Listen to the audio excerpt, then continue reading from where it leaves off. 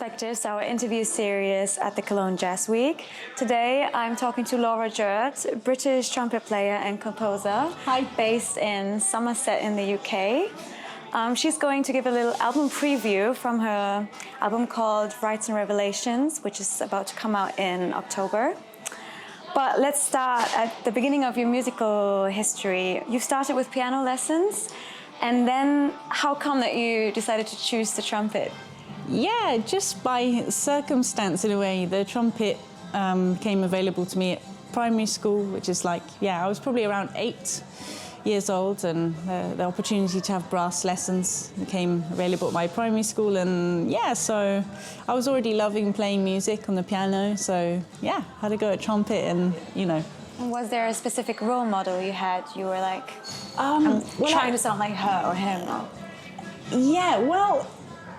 In terms of music, I was really lucky that my first piano teacher, who I started having lessons with when I was 5, I had lessons with them until I was 18.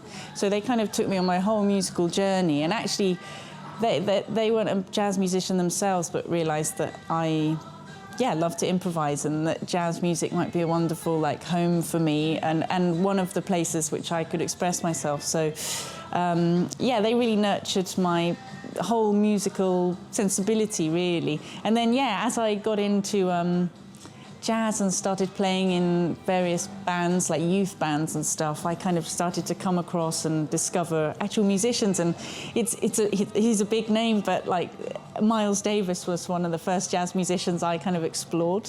That sort of started everything. I bought this Miles Davis record. I actually bought Kind of Blue, not knowing how famous it was. It was just in my local record shop, picked it up, and I guess, like with many people, the rest is history, in the sense that I started checking out the music from the other people on the record and more Miles Davis albums.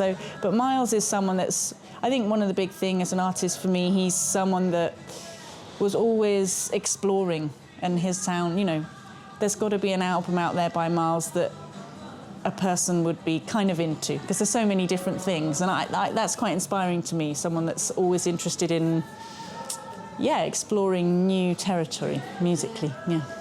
So you grew up in the English countryside of Hampshire, surrounded by lots of nature. Do you think that has influenced your music in some ways, and how? I think growing up in a small village where you can't necessarily go and hang out with a group of friends from school so easily, kind of meant I spent a lot of time on my own, and I was quite happy doing that, because I was getting really into music and practicing and exploring, and also had quite a lot of thinking time, just to sort of artistically think about things and get interested in stuff. And I really love being in nature and going for walks in the woods and forests and fields and stuff. So I think that kind of quietness is a really nice kind of breeding ground for creativity. And so it was just my circumstance. I didn't really think about it too much at the time, but I'm quite grateful for it. When you moved to London for studying, it's probably changed a lot. Yeah, it's a big change. I had a sort of sense of London in my later teens, because I used to travel there to have lessons with some really great teachers. So I started to get used to it a little bit, but then I moved there to study music college, and it's a very different place. But I think at that time I was very ready to be around lots of kindred spirits, having been a fairly sort of lone sort of island in a way. It was really wonderful to be surrounded by other people who are obsessed with music and jazz in that kind of deep way. It's great. Nice. So the impact of traditional music and folk music kind of plays a pretty present role throughout your whole discography. So where does that come from? It's an interesting question.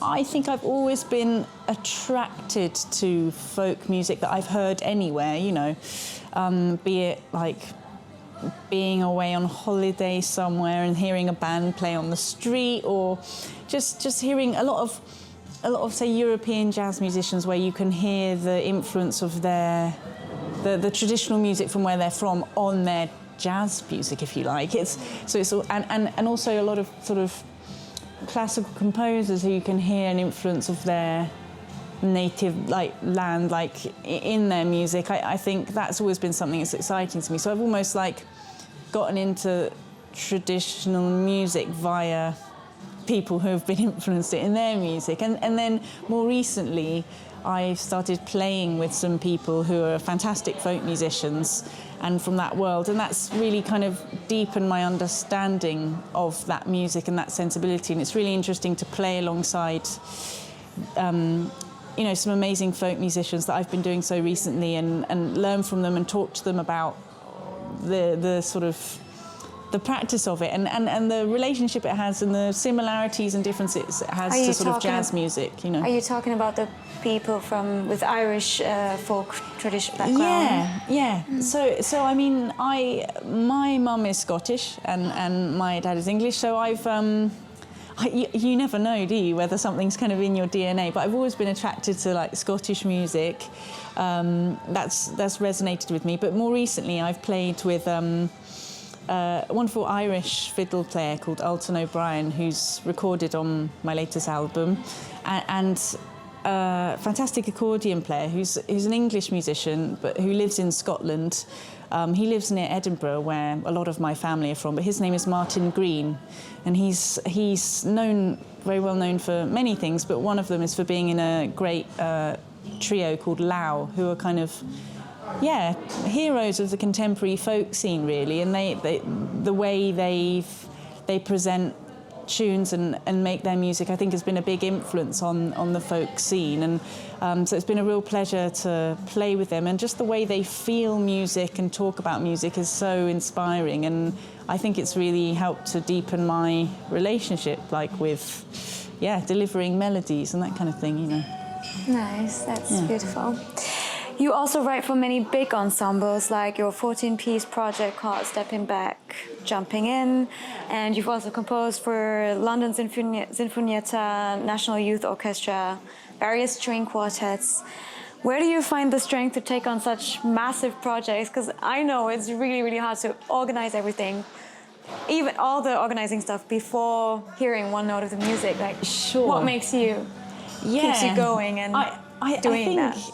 I've always loved writing or creating music. That's always been part of me being a musician, even from as a little kid. I'd always make up tunes. But as in my sort of later teens, I had this romantic notion of being a composer, which I'm less. I have less of an attraction to that sort of romantic definition now. Yeah. But then I love this idea, and I thought it's the idea of being able to sort of play with all these different dials, if you like a whole orchestra of instruments, to be able to sort of to use those to describe an energy or to contribute to a piece was very exciting to me. And I'd listened to a lot of orchestral music, classical music, all kinds of different things. So I felt like I had a strong understanding of the sounds of a lot of those instruments, and I was really keen to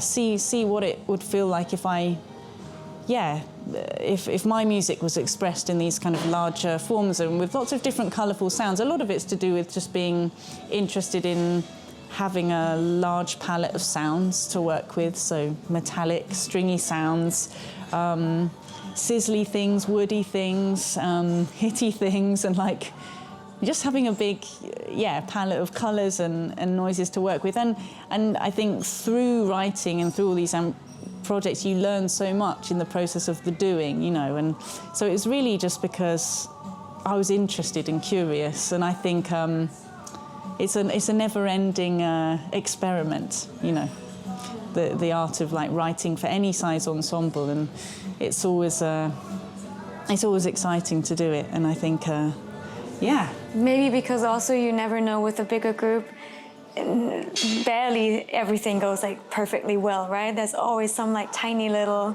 problems, or someone's ill, or I don't know, a score is missing or something like that. Yeah, you mean from a practical perspective, it can be quite intensive. Yeah, I mean, it's more hard to organize than a quartet or something.